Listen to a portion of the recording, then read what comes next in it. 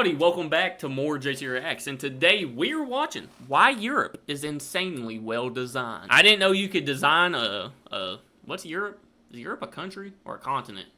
I don't even know. How do you design one? It's like, it's just there, you know? But apparently, it is decently designed, so we're gonna figure out how the hell they did it. So we're about to get into it. If you're new to the channel, hit the subscribe button. We are on the road to 30,000 subscribers. I appreciate you guys so much. If y'all want to see more videos like this, let me know by hitting that like button. But other than that, let's get on up into it. This is a map of Europe's mass transit railway system across 33 countries. The yellow lines indicate the presence of a train line, and as you can see, it's very dense. Those are all trains? There are hardly any spaces where there isn't any coverage for railways. Now, if we compare this to a map of railroad tracks in the US, it's a different story. While parts of the US have some good mass transit, there are large areas of the country which isn't covered by Amtrak, the nation's largest passenger railroad service. Dude, look at this, look.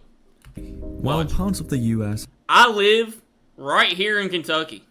There is not a railroad close to me, son. Like, I've never been on a train to go anywhere. It's crazy. Have some good mass transit, there are large areas of the country which isn't covered by Amtrak, the nation's largest passenger railroad service. But let me show you another map, this time of high-speed rail in Europe. Now obviously, high-speed railways aren't going to be as common as regular speed rail. 310 kilometers an hour? What's that in regular speed?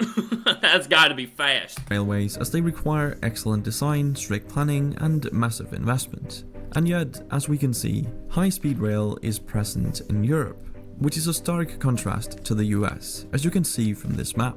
While the US does have some higher speed rail, like wait, that one goes like directly US, where I'm at? as you can see from this map. Or close to it. Which one is this? I don't know. I need to ride a train. The fact that I've never been on a train before in my life is crazy, you know? While the US does have some higher speed rail, like the Aquila line in the Northeastern Corridor, it's hardly an effective map of transport solutions. And the Aquila line isn't really that fast either. It can reach about 150 miles per hour, but averages less than 70. This is not the case for Europe's insanely well-designed railroad system. And you have to remember that Europe's system accomplishes this while spanning 33 Wait a minute, how does it go over the ocean? Excuse me? Different nations in a very diverse continent. And I know what you're probably thinking. This is just because Europe is smaller than the United States, which simply isn't true. While the European Union is smaller than the US, continental Europe has an area that is about 1.04 times as much as the US. So we can dismiss this argument that the United States can't be that well designed because it's too big. Europe simply is better designed. But if you're American, you might not understand why railroad tracks or public transport as a whole is so important. I mean, driving a car works fine, right?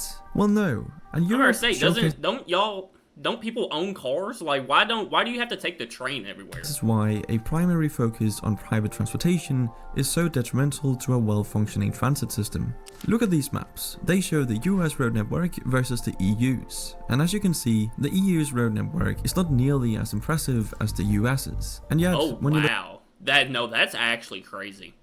That just shows, like, the difference between, hey, if you live here, you have to have a car, and if you live here, you ain't gotta have a car. But, like, how do you get, if you're taking the train everywhere, okay, how do you get to the train station? I know it don't just pull up outside your house. Like, how do you get there? Like, what if you live, like, 20 minutes away from the train station? How are you going to get from your house to the train station? That's what I want to know. Look at some of the most congested cities in the world. European countries don't feature particularly prominently in the global rankings. This is pretty shocking information because you'd assume that the country with a more expansive road network has a lot less congestion, especially considering the United States has devoted lots of time and money to their highways. So how come Europe is less congested when they have fewer roads? Well, it all comes down to disincentivizing the use of cars and, most importantly, making an attractive alternative. Europe does this by having both private and public transportation infrastructure, which private transportation? What does that mean? Technically the US has as well, it's just a lot worse. But on top of this, Europe makes it pretty expensive to buy, own and use a car. This is achieved by having high taxes on vehicles and gasoline. Hey, listen, if it's high over there and we're considered cheap, I'd hate to see what y'all are paying, because dude, taxes on your car and, like, let's not even mention gas prices and upkeep and maintenance and all that, dude, it's so In expensive. fact, here's a map of worldwide gasoline prices. As you Netherlands, $1.88. Oh, per liter. I was about to say. So 61 cents per liter. Yeah, that's, compared to these, I guess that's pretty cheap, but still. I think right now, I literally just got back from the gas station. I think it was $3.20 something, like per gallon. So I guess compared to these, that still ain't bad. You can see, European nations are in the top rankings, while the US lies at the bottom, charging very little. But let me be very clear, it's only a good idea to make it expensive to drive a car if you have an attractive alternative, which America doesn't, but Europe does. I'd like to see, like, if we did have, like, a super big railway system or like a public bus or something like that. If we had a really good alternative to driving a car, I wonder how many people would actually use it.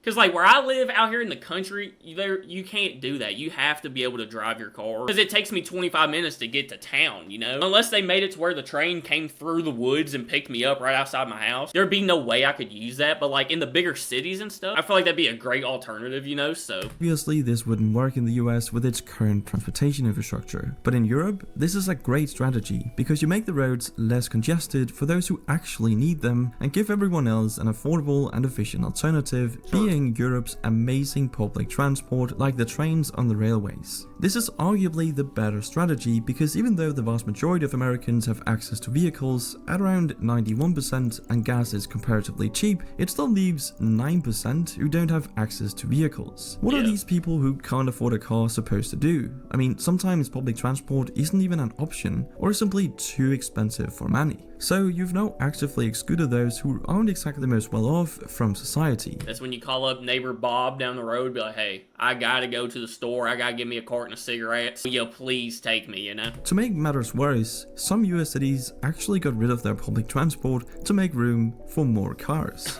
I'm not joking. We're doing the complete opposite. American streetcars like trams were actually removed to make way for bigger roads. Wow. Absolutely insane. Compare that to Oslo, Berlin, and Madrid, where discussions are underway to restrict or even exclude most cars from the city center. And let's not forget that when you have cars, you also need somewhere to park them. And this is where things start to become rather ridiculous. You see, the United States has 2 billion parking spaces for 250 million cars. 2 billion, goodness. That's 8 parking spaces per vehicle. And I still can't find a spot to park at Walmart. What are we doing? In Europe, it's pretty much a 1-to-1 with around 250 million public parking spaces for 300 million cars. But to emphasize the ridiculousness of this even further, the area that the US dedicates for car parking is actually larger than the area dedicated for housing people. Yeah, It's bro, almost no. like- If you go to like a mall, 95% of the property is parking lot, 5% is the actual mall. Shopping malls are like big old stores. I swear they expect like 100,000 people to pull up in cars. When 9 times out of 10, there's like a little area where everybody parks and the rest of it's always empty. It's just useless space. It's basically like, hey, if you're 16 and you got a fast car, come do donuts in our parking lot once we close. That's all they're asking. Unbelievable that people are being squeezed out of American cities due to regulators wanting to make more room for parking spaces. Wow. This simply wouldn't fly in the EU, as it has a whole policy dedicated to improving urban planning. See, the EU spent 115 billion euros between 2014 and 2020 to improve city design by making it smarter, greener, and more connected. Hey. Simply meaning they allocated funds to make their cities more efficient, more connected, and better for the environment. And better Makes sense. Makes perfect for sense. the environment they really are. As the average resident in a typical Western US city, such as Los Angeles or Phoenix, contributes approximately 6 times more carbon to the atmosphere per capita than an average European city resident. This is Dang. purely the result of not having effective transport solutions, which saves resources and allows people to move about efficiently. And exactly that, moving about efficiently is something most of Europe's citizens are able to do as a result of the European Union. See, most of Europe's nations are in the European Union, We just learned about that. which gives the EU citizens a number of perks, which includes a free travel area.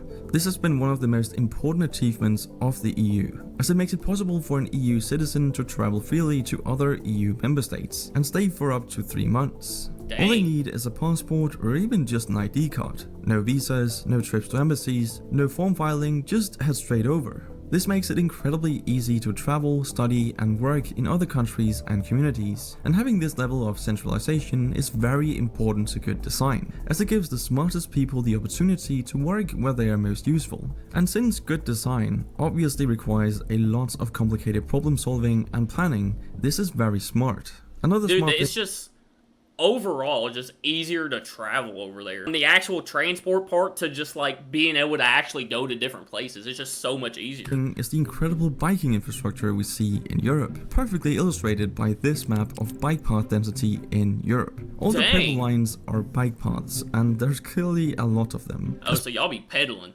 Pedaling, good. Especially towards the left side of the map, but that's just because this is the home of the Dutch, the Netherlands. Now, the funny thing is, I won't be able to compare this to a map of bike path density in the United States, because such a map hasn't been made. At least I wasn't able to find any, and I can only wonder why. But anyway, I will say, some roads have like a little path on the side of them for bikes, but yeah, you're very rarely gonna find an actual bike path like going through a town. Doesn't mean people don't bike it, they just get in the lane like a car and they just get going, you know? But yeah, we kind of suck when it comes to an actual designated path for bikes. Anyway, what Europe and also the European Union has achieved is pretty remarkable, as it's hard to think of another set of such diverse countries where you would be able to travel so freely, in an efficient and inexpensive manner. I mean, you can literally get from Paris to Amsterdam, for example, in just 3 hours for around $30. Imagine being able to travel all over Asia without any border crossings, checks, or visas, and being able to stay for months at a time. That would be truly amazing. And let's not forget that European design has always been distinctive and very successful. In fact, the continent's history of design and interconnectedness serves as a model for the rest of the world. The fact you can travel that far on $30 is insane. It cost me $30 to go to town and back, like what? But even though Europe and the EU are pretty great and have amazing infrastructure, they obviously aren't perfect. And I'd love to hear some of the reasons it might not be, so leave a comment down below if you have some thoughts on this. But that's it for this video. Thank you for watching, and I'll see you in the next one. Hey, compared to America, it seems pretty dang perfect. Or at least a lot better than what we got going on. Hey, Europe, you're pretty good designed. I didn't think it could be possible. Alright guys, that is going to do it for why Europe is insanely well designed. Y'all let me know what y'all think down in the comments. If y'all want to see more videos like this, let me know by hitting that like button. If y'all are new to the channel, hit that subscribe button. We are on the road to 30,000 subscribers. I appreciate you guys so much. I love you guys so much, and I will see y'all tomorrow.